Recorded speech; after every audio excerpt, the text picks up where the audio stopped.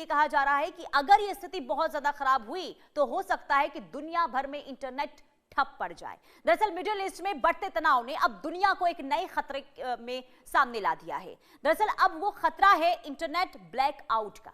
जी हां, Iran, America और Israel के बीच जारी टकराव अब सिर्फ सैन्य मोर्चों तक सीमित नहीं रह गया है, बल्कि ये वैश्विक डिजिटल सिस्टम पर भी असर डाल सकता है। रिपोर्ट्स के मुताबिक ट्रंप खार्ग आइलैंड और हॉर्मुज क्षेत्र पर नियंत्रण की रणनीति बना रहे हैं और जमीनी सैनिक उतारने की भी पूरी तैयारी इस वक्त चल रही है। और इसके जवाब में ईरान ने चेतावनी यह दी है कि अगर अमेरिका जमीनी जंग शुरू करता है तो वो इन अंडरसी केबल्स को निशाना बना सकता है, अंडरसी केबल्स को निशाना बना सकता है। कुल मिलाकर देखिए, ये संकट सिर्फ तेल या फिर जंग का नहीं है, बल्कि पूरी दुनिया के डिजिटल लाइफलाइन का भी है, जहां एक झटका वैश्विक व्यवस्था को हिलाकर रख सकता है। इसी मुद्दे पर करेंगे चर्चा, हमारे साथ जुड़ेंगे एक्सपर्ट, लेकिन उससे पहले आपको ये रिपोर्ट दिखाते हैं। ईरान से जंग के बाद तेल संकट से बड़ा इंटरनेट पर खतरा। भारत समेत दुनिया भर में इंटरनेट लॉकडाउन। जंग से होर्मुज में बिछी केबल्स को नुकसान की आशंका।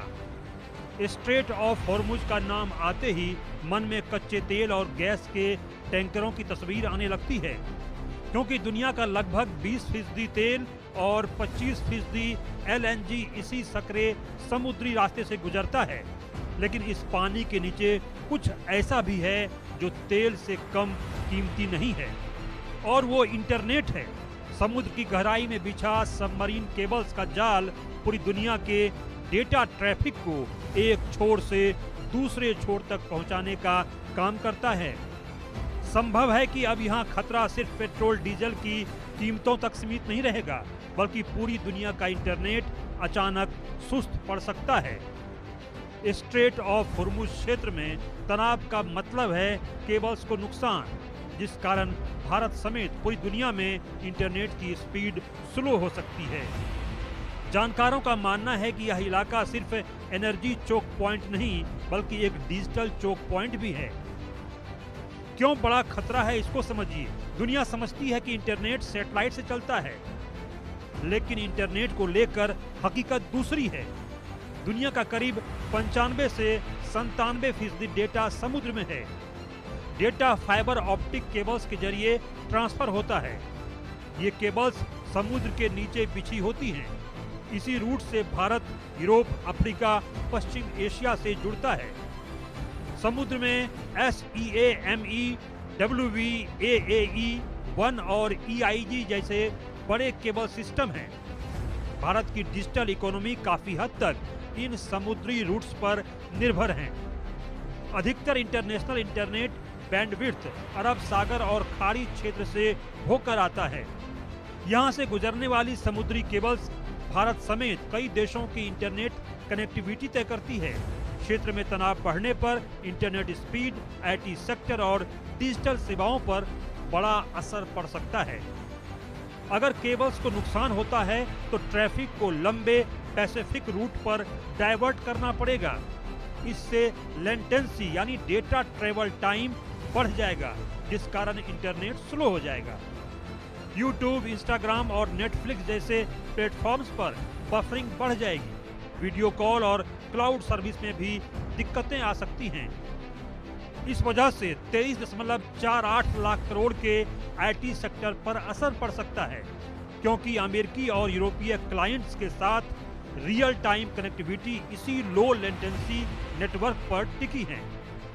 केबल्स कटने से वीडियो कॉल में देरी, जिसे लेटेंसी कहते हैं, क्लाउड सर्विस में रुकावट और विदेशों में बैठे क्लाइंट्स के साथ संपर्क टूटने से कंपनियों को भारी आर्थिक नुकसान हो सकता है। केबल कटने की स्थिति में कंपनियों को नुकसान तो होगा ही, इससे सर्विस एग्रीमेंट्स टूटने और पेनल्टी लगने का भी खतरा है। इसके अलावा खाड़ी देशों से आने वाली रेमिटेंस यानी पैसा भेजना और स्विफ्ट जैसे बैंकिंग ट्रांजैक्शन भी धीमे पड़ सकते हैं। हालांकि तकनीकी रूप से इंटरनेट को पूरी तरह बंद करना नामुमकिन है, क्योंकि यह ऑटोमेटिक अपना रास्ता बदल लेता है, यानी रीरूट कर लेता है। लेकिन जब ट्रैफिक को प्रशांत महासागर जैसे लंबे रास्तों से भेजा जाएगा तो दबाव बढ़ने से इंटरनेट की रफ्तार कछुए जैसी हो सकती है, जिस कारण स्टॉक मार्केट ट्रेडिंग और अंतर्राष्ट्रीय पेमेंट सिस्टम जैसे जरूरी कामों में घंटों की देरी भी हो सकती है। जैसे ही अमेरिका और इजराइल की एयर स्ट्राइक शुरू हुई, ईरान ने खुद ही अपना इंटरनेट लगभग बंद कर दिया। रिपोर्ट्स के अनुसार देश से बाहर जाने वाला इंटरनेट ट्रैफिक करीब 99% तक गिर गया। दुनिया हैरान थी कि कोई देश खुद ही अपना इंटरनेट क्यों बंद करेगा, लेकिन यहीं से असली बात समझ आती है। दरअसल मिडिल ईस्ट में जारी जंग के बीच ऐसी आशंका जताई जा रही है कि ईरान समुद्र के नीचे इंटरनेट केबल काट सकता है। हालांकि ईरान के पास अपना एक अलग नेटवर्क है जिसे नेशनल इंफॉर्मेशन नेटवर्क यानी NIN कहा जाता है। यह एक घरेलू इंटरनेट सिस्टम है जो इस तरह बनाया गया है कि अगर ग्लोबल इंटरनेट बंद भी हो जाए तो देश के अंदर जरूरी सेवाएं चलती रहें। इसमें सरकारी वेबसाइट, बैंकिंग सिस्टम और जरूरी संचार बिना रुकावट के काम करते रहते हैं। लेकिन जिस तरह से जंग में तनाव बढ़ रहा है, उससे ये आशंका भी है कि ईरान इन केबल्स को नुकसान भी पहुंचा सकता है। Bureau report, India news.